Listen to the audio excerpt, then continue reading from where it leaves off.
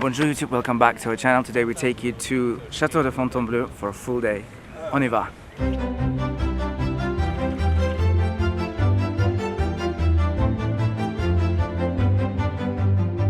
Today we take you to the Château de Fontainebleau. Hang on, you may ask. Haven't you already been here and done an episode for the channel? And you're right, we have, back when we started. However, we are back here for a good reason. We are going to explore the parts of the chateau that we haven't seen or shown before, as we will take you behind the closed doors of the private small apartments of Napoleon I and the Imperial Theatre. So, on y va!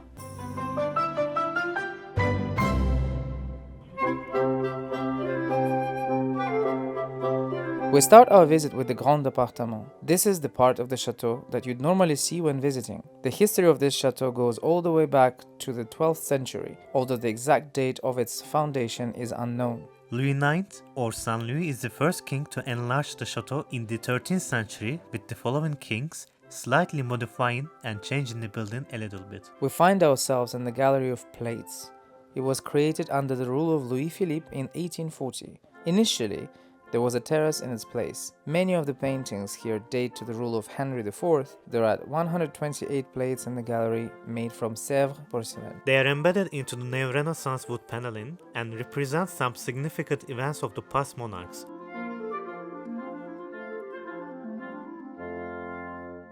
But let's rewind to the 16th century for a moment. In 1525, François I, or François I, lost the battle to King Charles V and was taken hostage. He had to leave two of his eldest sons, at the time 7 and 8 years old, in exchange to his liberation. It took François I 5 years to collect the ransom of 2 million of gold écus, the money in medieval France. The sons were eventually brought back to France from Spain.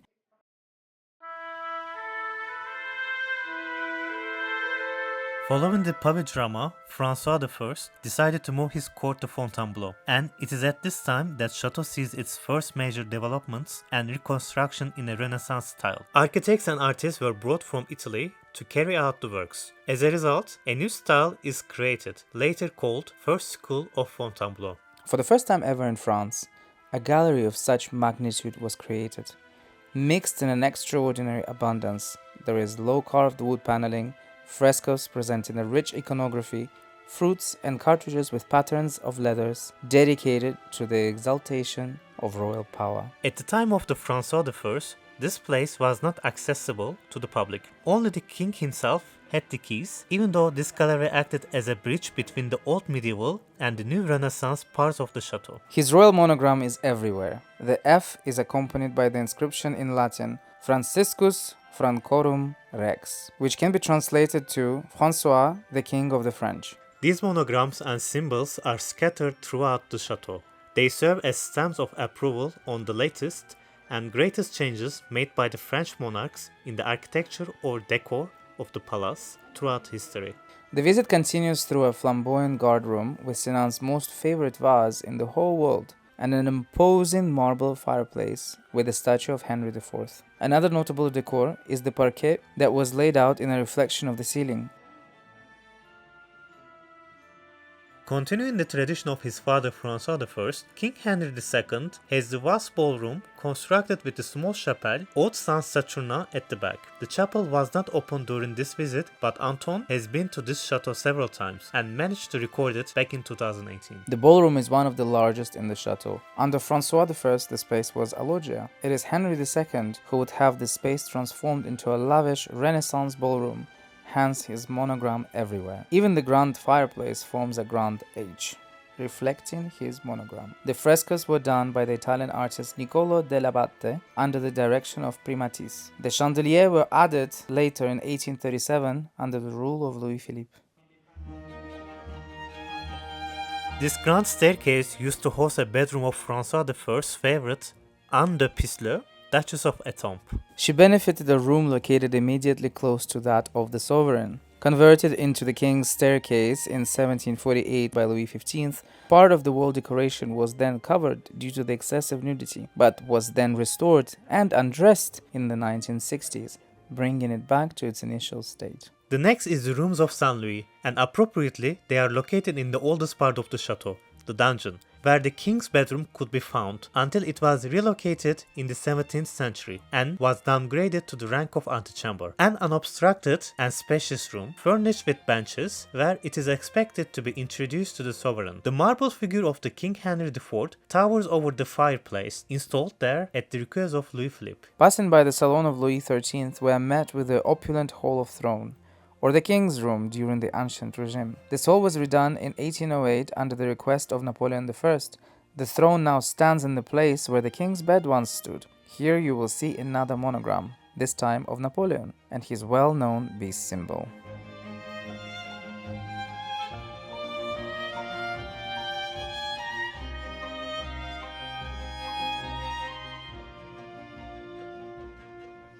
The Galerie of Diane provides an incredible visual perspective. This is the largest room of the chateau, at 80 meters long and 6 meters wide. Napoleon I found Henry IV's masterpiece in a very bad condition. Restorations began in 1810 and continued until 1826. As a tribute to his uncle, Napoleon III installed the globe of the Tuileries that belonged to Napoleon I and transformed the gallery into a library containing 16,000 books. Fun fact: since the continent of Antarctica was yet to be discovered at the time, the globe does not feature it.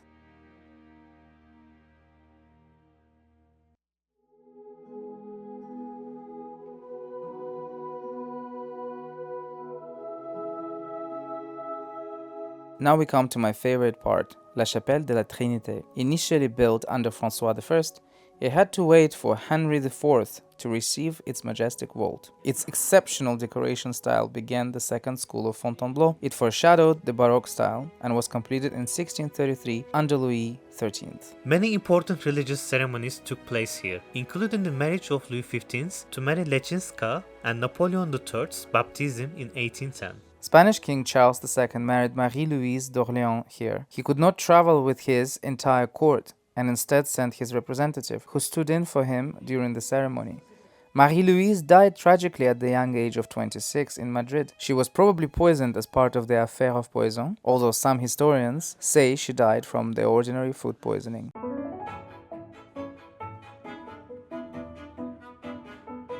We are just in a short break before we start the second tour of the chateau.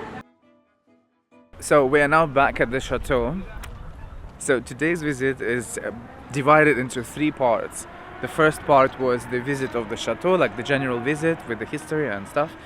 And then the second one will be the Petits Appartements, small apartments. Yeah. I actually have no idea where they are, so we'll see. And the third visit is theatre. Imperial Theatre. Yeah, the Imperial Theatre. So we're gonna go and see all of that and show you everything, of course. And they also renovated the staircase. So now we're gonna go and catch up with the small apartments. There's a huge queue at the entrance. Let's see. Students always. Yes, there are so many of them. Ugh.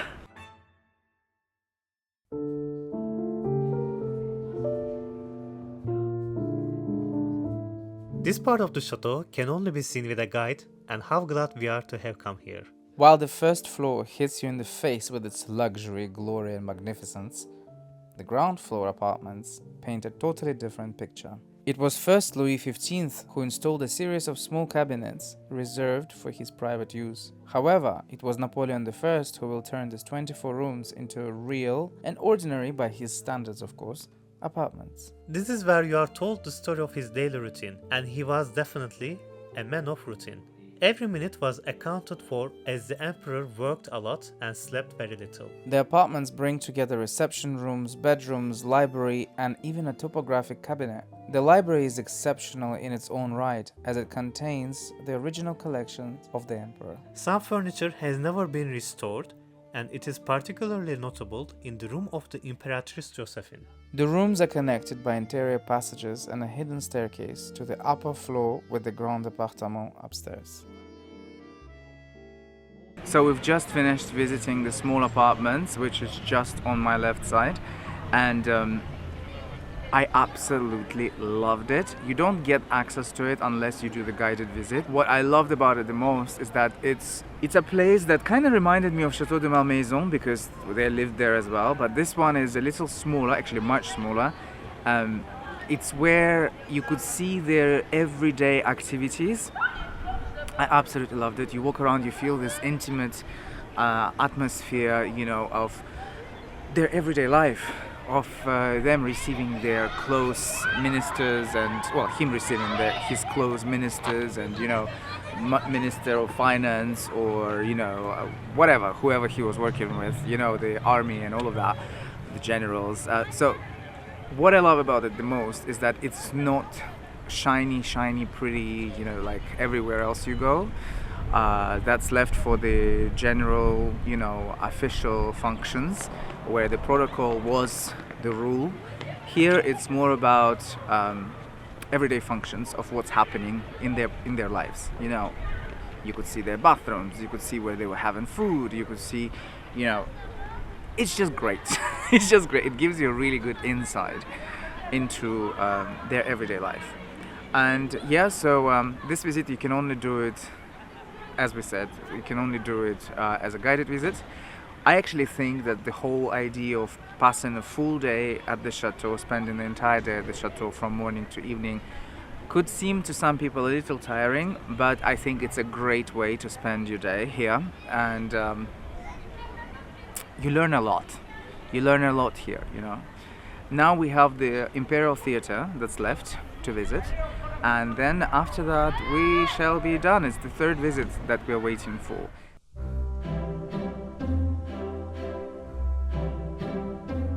As with the Le Petit Appartement, this visit is only available with a guide. We will leave the link where you can book your visit in the description of the video.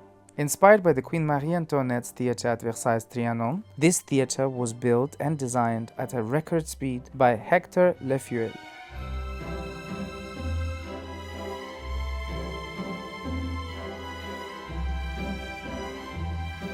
This is the last court theatre in the history of France, masterfully restored in 2019.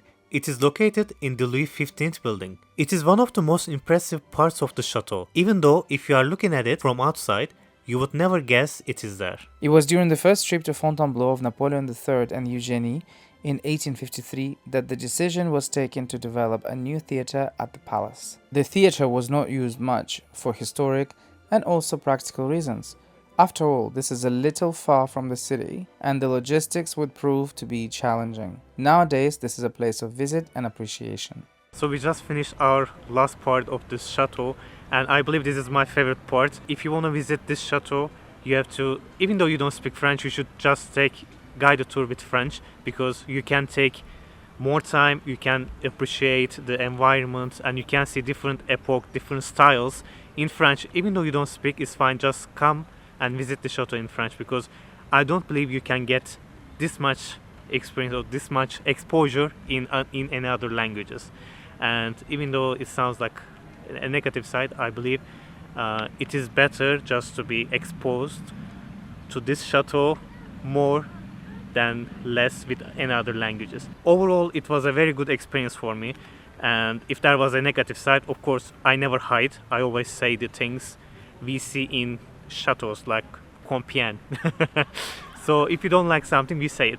As we finish our day at Fontainebleau, it should be noted that even though Versailles is often considered to be the main royal palace of the country, it is here, in Fontainebleau, the French monarchs stayed the most. It is here where even Louis XIV stayed very often, as the court moved here during autumn for hunting, among other reasons. It is the only chateau where all of the French monarchs inhabited from the 12th to 19th century. It is at the Château de Fontainebleau the French kings and emperors of the past spent their lives creating history of the country that we and millions of others love and cherish.